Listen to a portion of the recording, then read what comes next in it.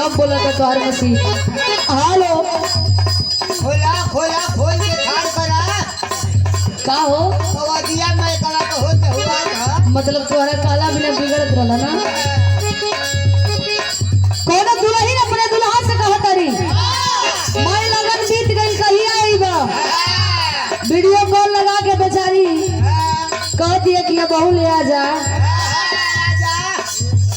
ना आईबा तो बड़ा पछताईबा। मैं लगन तो छोड़ी देला कह तरीका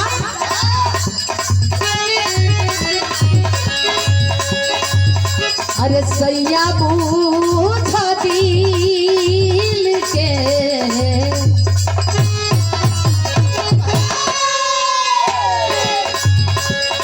का बाटे इरादा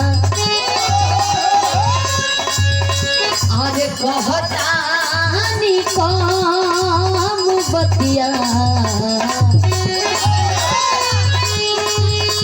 चांदी हो जादा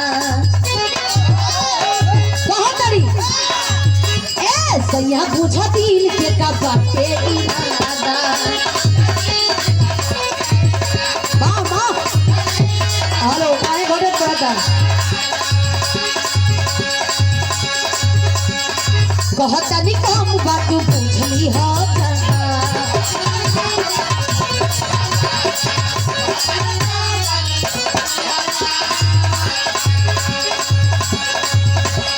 सैया बुझो दिल के का बाटे इरादा कहता नि कम बात बुझली हो ज्यादा। ले लो रेलिया के टीका राजा जी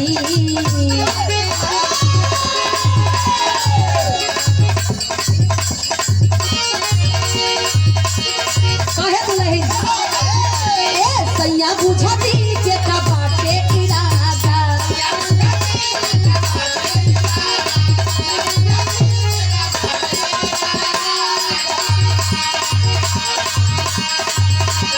कहतानी कम बात बुझली हो ज्यादा।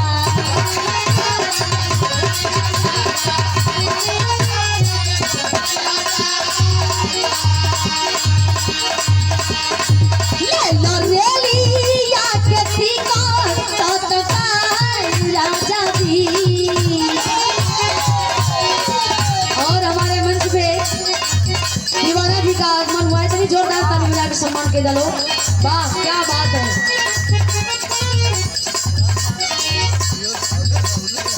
ले लो रेलिया के टिकट तत्काल राजा जी। ले लो रेलिया के टिकट तत्काल राजा जी। हई गुलाब जामुन भई बातेदार राजा जी। बातेदार राजा जी।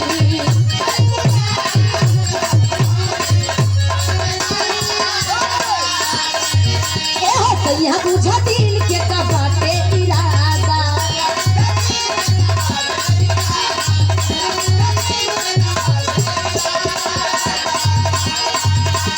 कहता नि कम बात बुझली हो ज्यादा।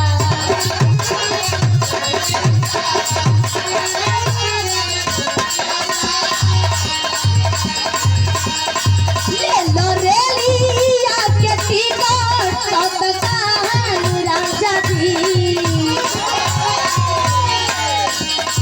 ले लो रेलिया के टिकट तत्काल राजा जी। हई गुलाब जामुन भई बातेदार राजा जी।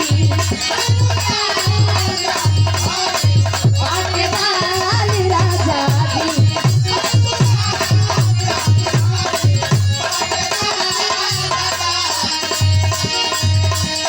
कह दिया कि देखा ना मिला था टिकट तो तत्काल निकाल लो ना तो तोरा आवे से पहले बहुत तहस नहस हो गई। का कह दिया दर्शक सुर हो सिंहारिये बोला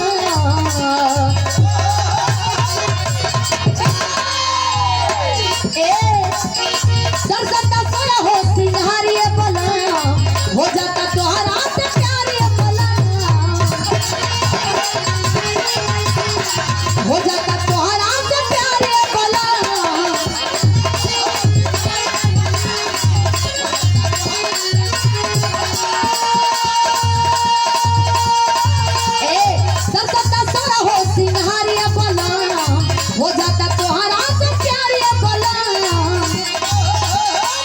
जब से घरवा में छोड़ हमके गइल बड़ हो फूल गुलरी के हमारा ला भइल बड़ हो फूल गुलरी के हमारा ला भइल बड़ हो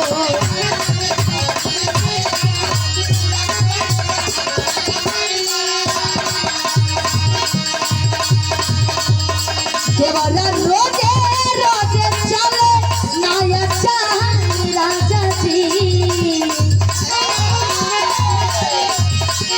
कहतिया कि घर में जवन देवर बा इहो एकर गिरगिट जैसन रंग बदलत बा नया नया चाल चलत बा अब कहता कुछ और कहता कुछ और देवाला रोजे